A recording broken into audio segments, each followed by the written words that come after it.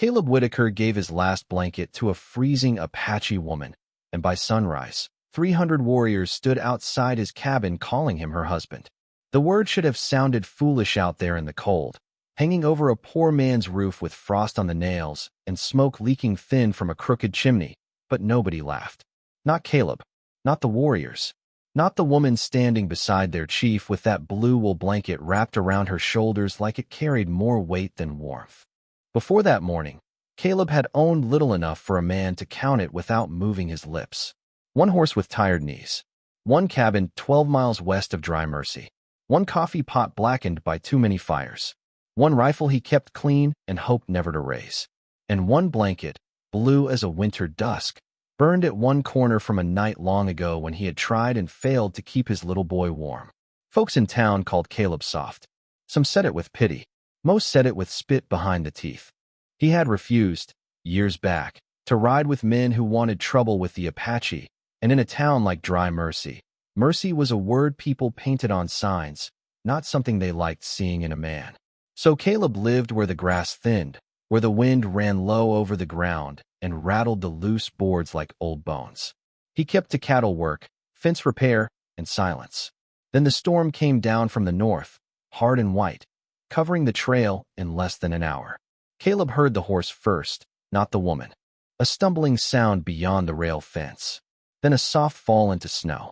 He took the lantern and stepped outside, boots sinking ankle deep, breath smoking in front of his face. Near the cottonwood, a woman lay curled against the drift, her dark hair stiff with frost, one hand gripping a small deer-hide tube against her chest. Her skin had gone dull with cold, but her eyes opened when his shadow crossed her, sharp and fearful. Apache.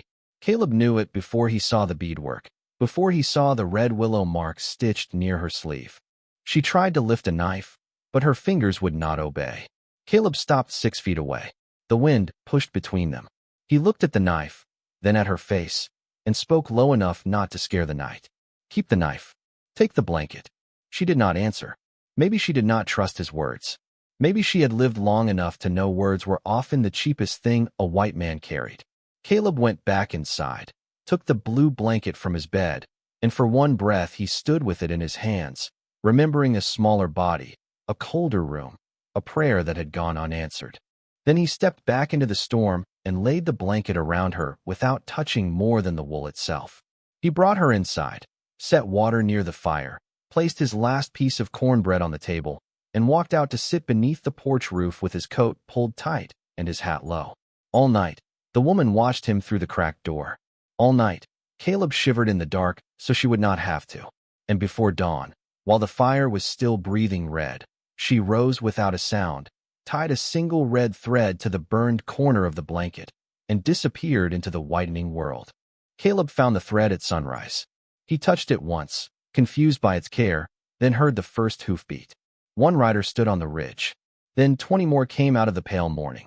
Then the whole horizon began to move. By the time Caleb stepped into his yard, 300 Apache warriors had circled his cabin in silence, and the woman from the storm stood before them, wearing his last blanket like a vow he had never known he made. Caleb did not move toward his rifle. That was the first thing the warriors saw, and out in that country, the first thing a man did often told more truth than everything he said afterward. His rifle leaned inside the cabin by the door, close enough for a frightened man to grab, far enough for a wise man to leave alone. Caleb stood in the snow with his hands at his sides, coat open against the morning cold, the red thread on the blanket catching his eye like a small flame that refused to die. The woman watched him from beside an older man whose face carried the calm of weathered stone. Chief Mangas' red willow sat tall on a paint horse, his gray hair braided with strips of red cloth, his shoulders wrapped in buffalo hide darkened by snow. Around him, 300 warriors waited without shifting in their saddles. No shouting, no threats, only that heavy silence men use when they have already decided fear will not help them. Caleb had been judged before. Dry Mercy judged him every time he rode in for flour. Men on the boardwalk judged his worn boots, his empty pockets, the way he tipped his hat to Apache traders when others turned their backs. Women looked away with polite sadness, as if loneliness could stain a man's shirt.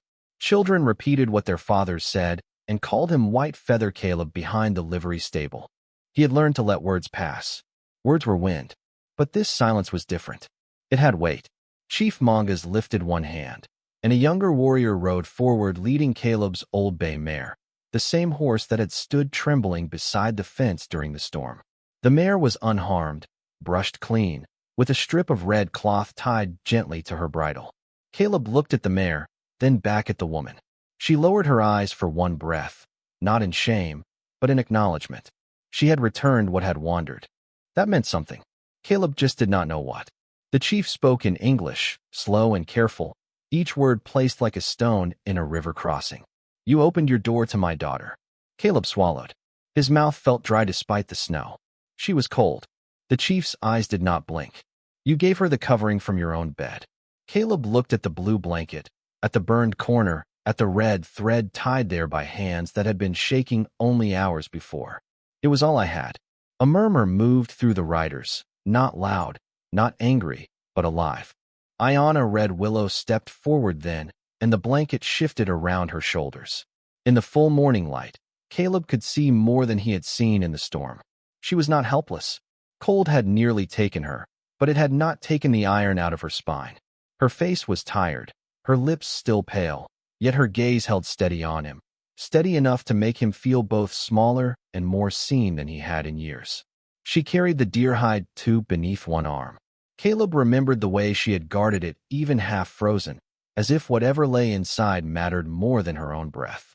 Behind the Apache riders, the ridge rolled toward dry Mercy, 12 miles of white grass and frozen mesquite, and Caleb knew how fast rumor could travel in a place like that. By noon, some man would claim Caleb had stolen the woman. By supper, another would say the Apache had come to burn him out. By sundown, the truth would be buried so deep a shovel could not find it. Chief Mangas seemed to know that too. He turned his horse in a slow half-circle, letting every warrior see Caleb's empty hands. Then he faced him again.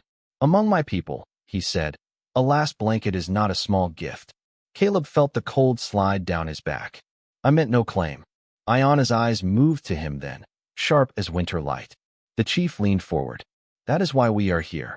The words settled over the yard, strange and heavy. Caleb had expected anger, maybe suspicion, maybe the hard edge of a debt he did not understand. But this was something else. Not punishment, not gratitude. A trial made of silence, custom, and the thin blue wool now resting on the shoulders of a chief's daughter. The wind passed under the porch roof and lifted the ash from last night's fire. Caleb looked at the blanket again and felt the old grief in that burned corner, the memory of a child he could not save, the ache of a winter that had never really ended. He had given it away because a woman was freezing, nothing more. Yet the faces before him said there was no such thing as nothing more. Not out here. Not when a small Mercy could cross a border faster than a horse and come back, wearing the shape of destiny. Chief Mangas waited for Caleb to answer, but Caleb had spent too many years learning that quick words could trip a man worse than loose wire. He looked from the chief to Iona, then past them to the white roll of country stretching toward dry Mercy. Somewhere beyond that frozen grass, the town was waking to stove smoke and coffee, to men pulling boots over cold feet, to shopkeepers unlocking doors beneath signs that promised fairness while practicing something smaller. Caleb knew those people. He knew how they spoke of the Apache when no Apache stood close enough to hear. He knew how they spoke of a man who refused to hate on command. Still, none of that helped him understand why 300 warriors had come to his fence over a blanket. Iona stepped away from her father then, her moccasins quiet in the snow. She stopped 10 feet from Caleb, close enough for him to see the red thread at the burned corner, close enough for him to see that her hands were steadier now than they had been in the storm. You did not ask my name last night, she said. Her English carried a soft edge, shaped by another language but clear as creek water. Caleb nodded once. Seemed you had need of fire more than questions. A few warriors shifted at that. Not laughter, not approval, something in between. Iona studied him as if the answer had opened a door she had expected to find locked. Most men ask first. Tribe, family, trouble, price. Caleb's eyes dropped to the snow between them. Most men have more to lose. You had the blanket. That landed harder than it should have. Caleb looked at the blue wool, and felt the old burn mark pull him backward through time. A room gone cold. A child coughing softly. His own hands useless around a small tin cup of water. He had kept that blanket because grief sometimes needs an object to sit inside. He had slept beneath it every winter since, not because it was warm, but because it remembered for him. Yes, he said, I had the blanket. Chief Mangas dismounted, and when his boots touched the ground, the whole yard seemed to grow quieter. He walked with the slow certainty of a man who had learned long ago that power did not need hurry. He stopped beside Iona, but his eyes remained on Caleb. My daughter was carrying words that could save our water, he said. Men from Dry Mercy followed her into the storm. Caleb felt his jaw tighten, but he kept his voice low. Who? Iona's fingers closed around the deer-hide tube. For the first time, something like weariness passed across her face.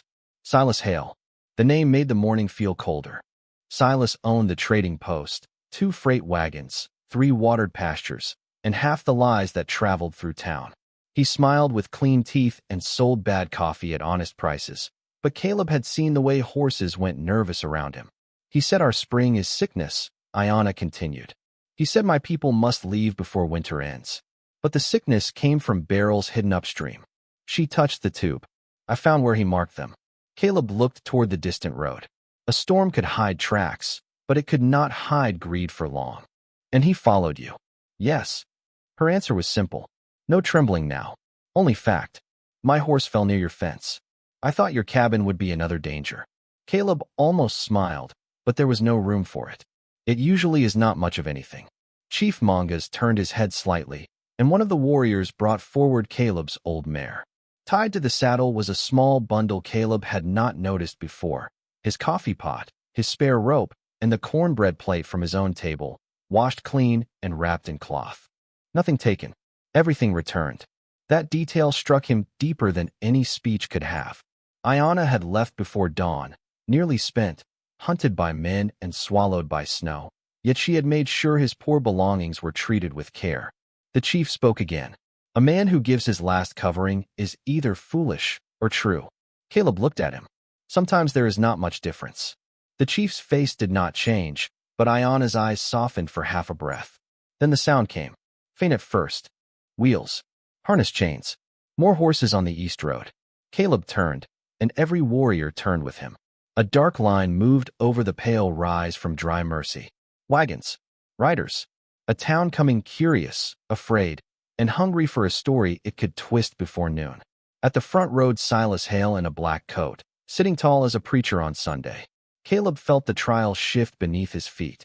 The blanket had brought the Apache to his door, but the truth was bringing Dry Mercy right behind them.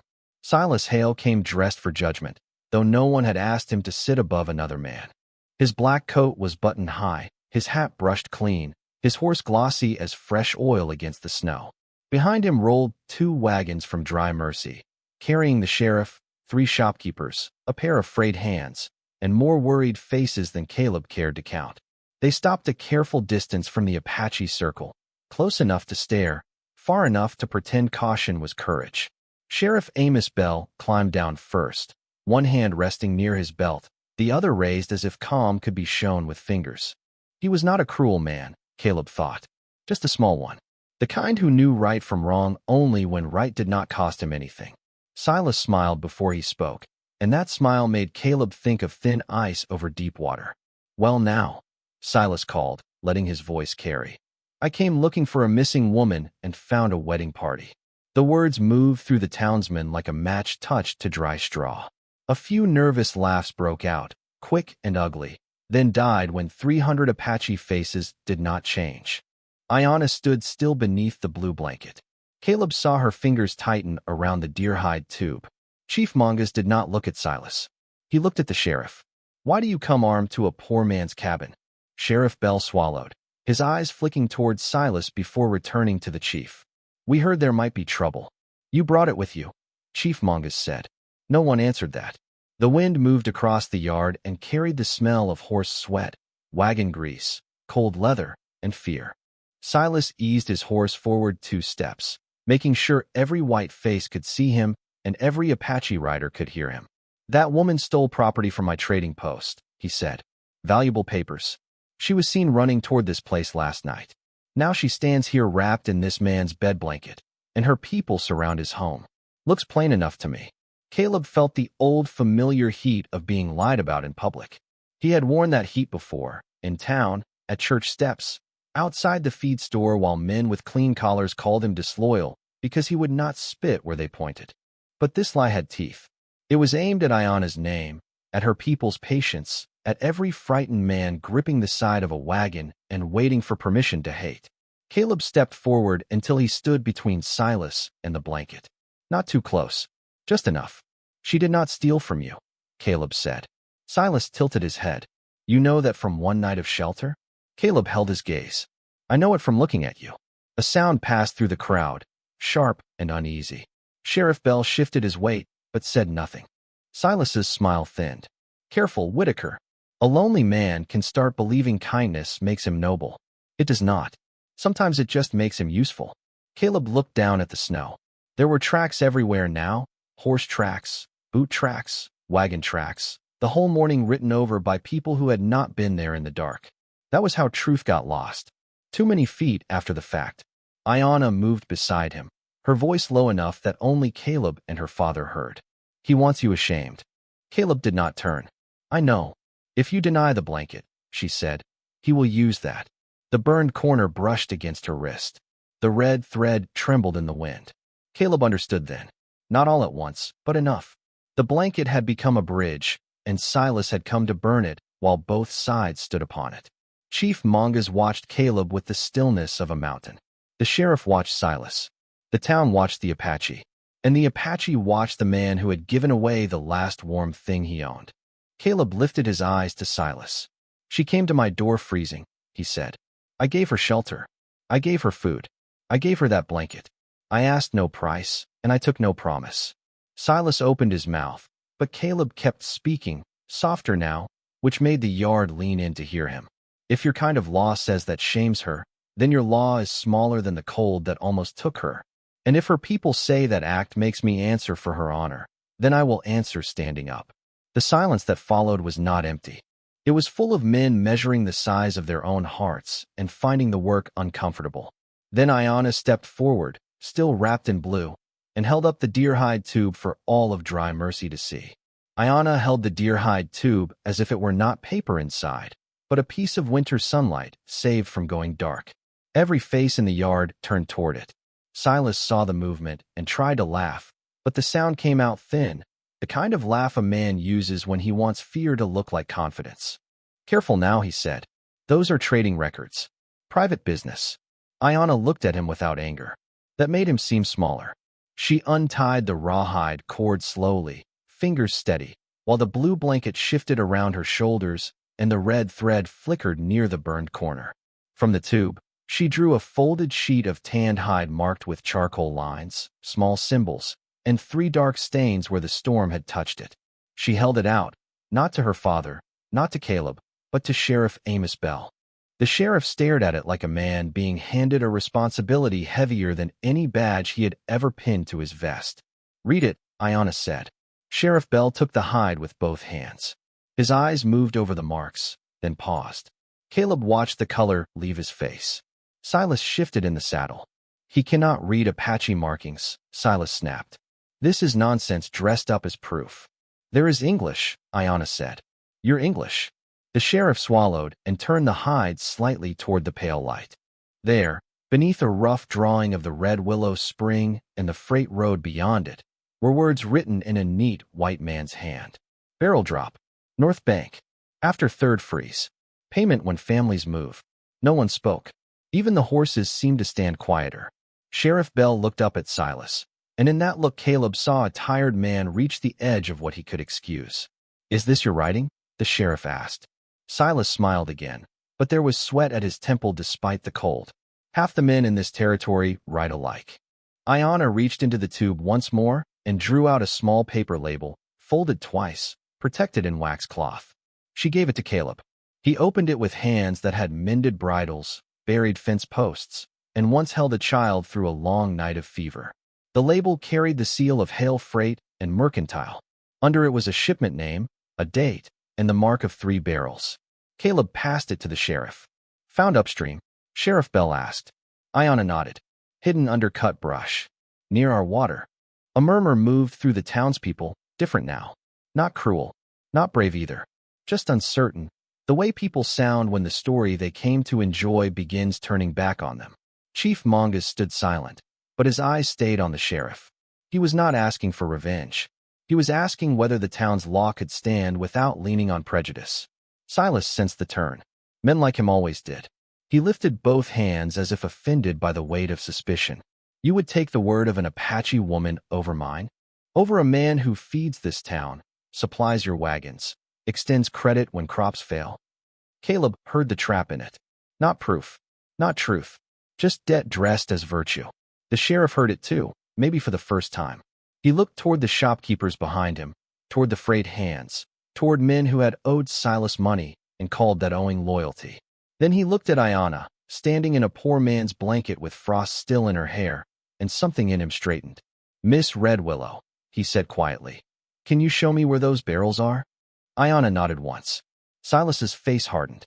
Amos, he warned, all polish gone from his voice. The sheriff turned to him. Do not call me by my Christian name when I am wearing the badge. The yard changed then. Not loudly. Not with thunder. Just a small shift, like the first crack in river ice before spring. Caleb felt Iona exhale beside him. Chief Mangas lowered his chin by half an inch, and 300 warriors remained still, giving the law room to prove it was not just another word painted on a sign. Silas looked around for a friend and found only witnesses.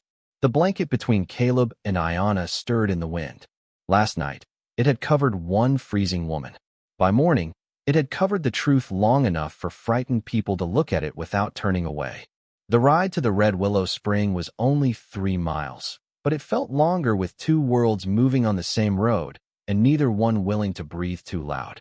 Sheriff Bell rode in front with the marked hide folded inside his coat. Caleb rode beside him on the old bay mare, her bridle still carrying that strip of red cloth the Apache had tied there with more care than most men gave a handshake. Iona rode to Caleb's left, wrapped in the blue blanket, the burned corner resting against her wrist. Behind them came Chief Mangas and a line of warriors that seemed to stretch back into the pale morning.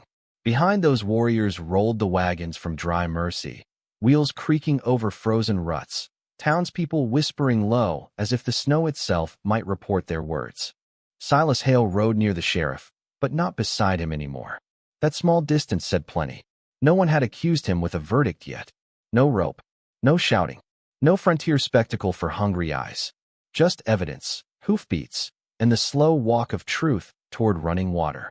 The spring lay in a shallow draw under cottonwoods, clear most years, sweet enough that cattle would lift their heads before drinking, as if surprised by kindness. Caleb had watered there many times before Silas started saying the place had turned bad. He remembered the first rumor, spoken over sacks of flour at the trading post. Apache sickness, Silas had called it. A bad place. A cursed place. Men believed it because believing cost them nothing and gave them a reason to want the land emptied. Iona led them past the main pool to a north bank thick with cut brush. She knelt and pulled aside branches stiff with frost. Beneath them sat 3 barrels, half buried in mud, each one carrying the Hale freight mark burned into the wood. Sheriff Bell stared at that mark for a long while. The morning made no sound but water slipping over stone. Silas laughed once. Old barrels, he said. Any man could have put them there. Caleb swung down from his horse and pointed to the ground near the brush. Wagon tracks. Deep. Recent. The same narrow wheel gauge used by Hale freight wagons and not by any Apache travois, not by Caleb's small cart, not by the sheriff's town rig. Sheriff Bell crouched, touched the track, then looked back at the wagons waiting on the rise. One of the freight hands lowered his eyes. That was all it took. A guilty man can make noise all morning, but a frightened witness can tell the truth just by looking at his boots. Jonah, the sheriff said. The freight hand flinched at his name. He was young, maybe 19, with a scarf pulled high and shame sitting plain on his face. Silas turned sharp in the saddle. Do not say a word. Sheriff Bell stood. He will speak if he has something to say. Jonah looked at Iona, then at the barrels, then at Caleb, as if searching for the one face that would not turn him into dust for being afraid. Caleb gave him nothing but quiet. Sometimes quiet is the only bridge a scared man can cross. Jonah removed his hat. Mr. Hale paid us to haul them after dark, he said. Told us it was spoiled wash from the tannery. Said the Apache were leaving anyway. The words landed soft and terrible. Nobody moved.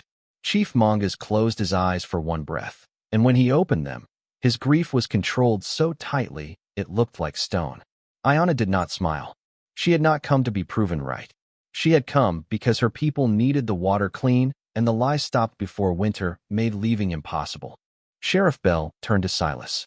His hand did not shake now. Silas Hale, you are coming back to Dry Mercy with me.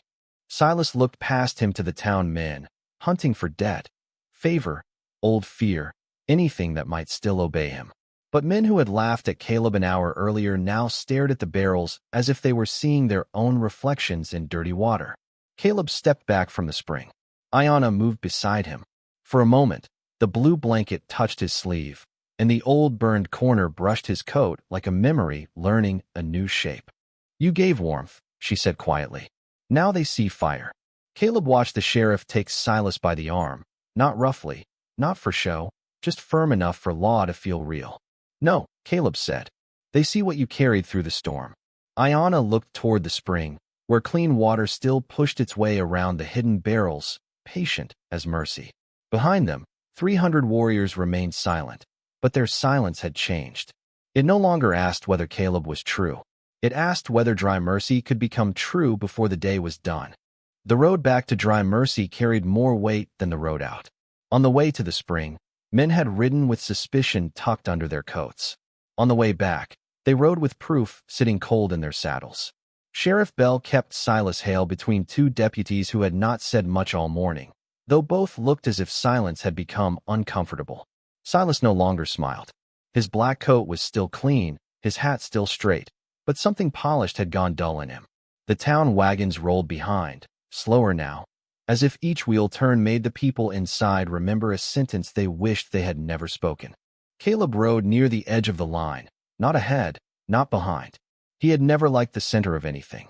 Iona rode beside her father, but the blue blanket remained around her shoulders, and from time to time Caleb saw the red thread flash against the burned corner when the wind lifted it. Dry Mercy appeared just before noon, low wooden roofs under a pale sky, smoke rising from chimneys, the church bell still, the boardwalk crowded with those who had not gone to the spring but had waited for a story to return. They got one, not the one they wanted. Sheriff Bell dismounted in front of the jail and turned Silas toward the steps. For a moment, nobody moved. Then Silas looked back at the crowd, and his voice came out sharp enough to cut through shame. You are all fools if you let them do this. Today it is me. Tomorrow it will be your land, your wells, your daughters afraid to walk the road. Fear listened. It always had. A murmur went through the boardwalk. Caleb saw men glance toward the Apache riders waiting beyond the hitching posts. He saw women pull children closer.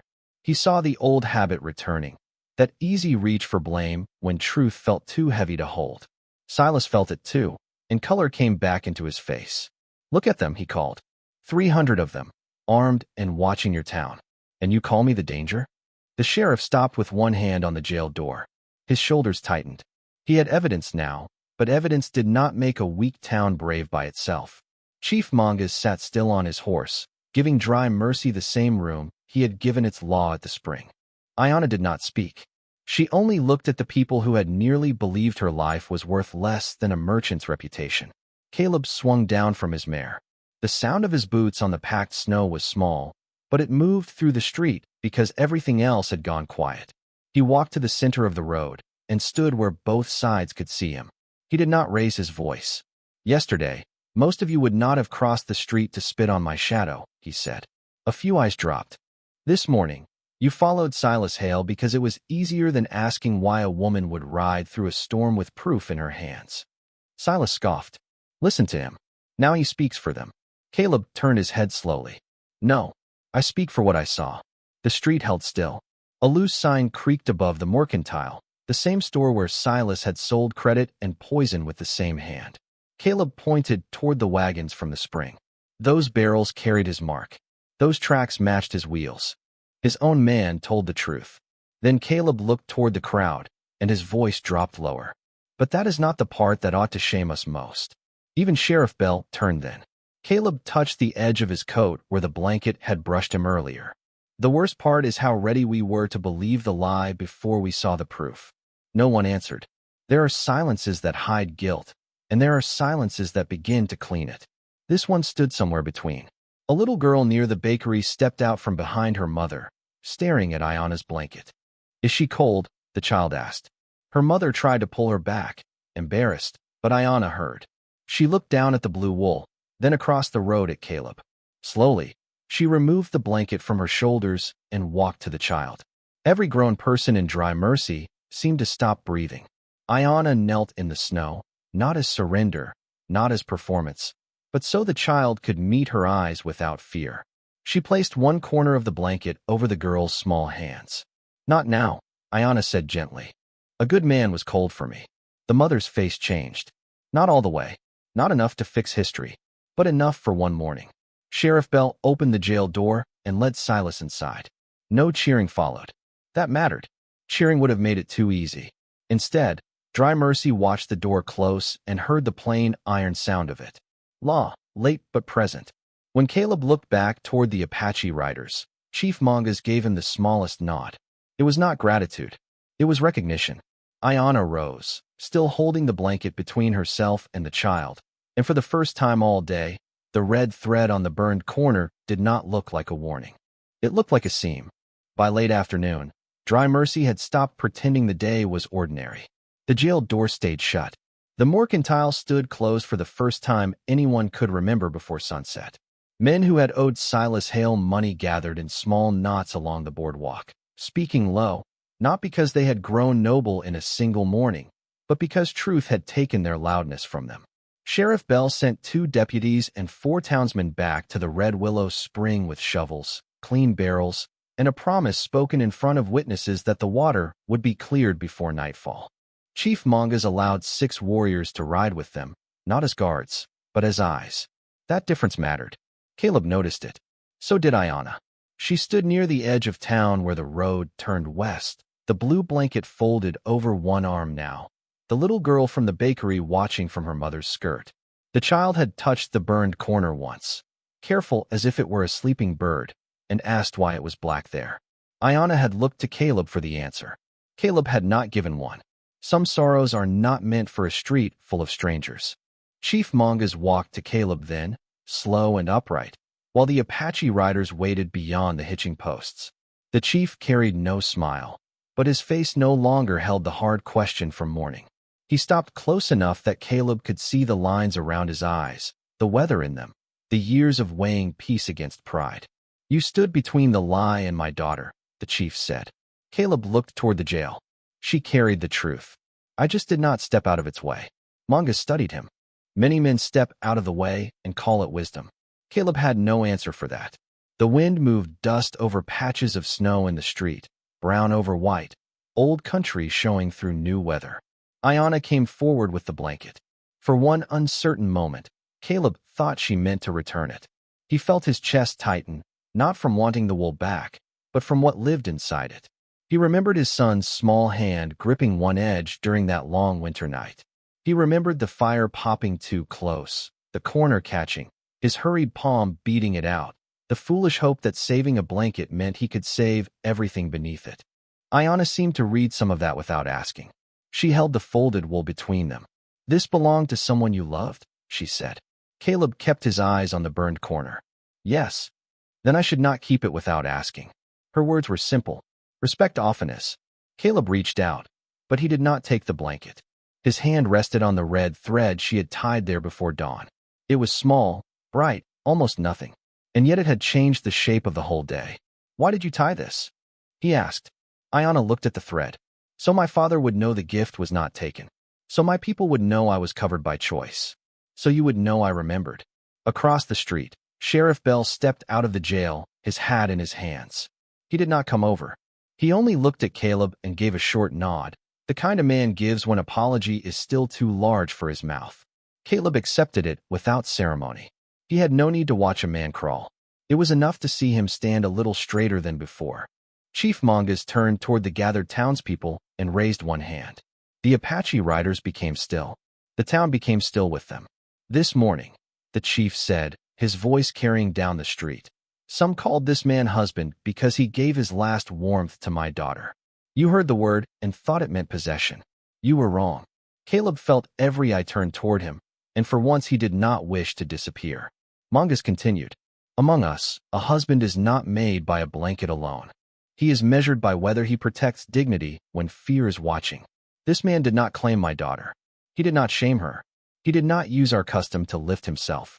He stood cold so another could live. The words settled over dry mercy like evening light. No one cheered. No one needed to. Iona stepped closer and unfolded the blanket, placing one side over Caleb's shoulder and the other over her own. It was not a wedding. It was not a promise spoken for a crowd. It was a quiet answer to a cold world. Caleb looked at her, and she looked back without lowering her eyes. For the first time in years, the burned corner of that blanket did not feel like the place where warmth had failed. It felt like the place where warmth had survived. When evening came, Dry Mercy looked smaller than it had that morning. Not ruined. Not saved. Just smaller. The way a place looks after truth walks through it and leaves every signboard, porch rail, and church window standing in the same place, but changed in the eyes of those who live there. The deputies returned near sundown with word that the barrels had been pulled from the north bank and the spring was running clear enough for testing by morning. Sheriff Bell wrote every name, every mark, every statement in his ledger with hands that no longer trembled. Silas Hale sat behind iron in silence, waiting for a circuit judge due in from Prescott within the week. No crowd gathered to mock him. That, more than anything, told Caleb the day had done its work. Vengeance wants noise. Justice can stand quiet. The Apache riders prepared to leave as the sky turned copper over the low hills. One by one, horses shifted toward the west road, their breath rising white in the cooling air. Chief Mangas stood beside Caleb near the edge of town, looking not at the jail, but at the horizon where the Red Willow people would ride home with their water protected and their daughter alive. Your cabin is cold, the chief said. Caleb followed his gaze toward the open country. It usually is. It does not have to be. Caleb looked at him then. The offer was not spoken plain, but it was there. Not charity. Not payment. A place by a different fire. A door opened without making a man kneel to enter. Caleb felt the old instinct to refuse, the habit of loneliness raising its head like a tired dog. Before he could answer, Iona came from the bakery with the little girl walking beside her. The child carried a small paper parcel tied with string.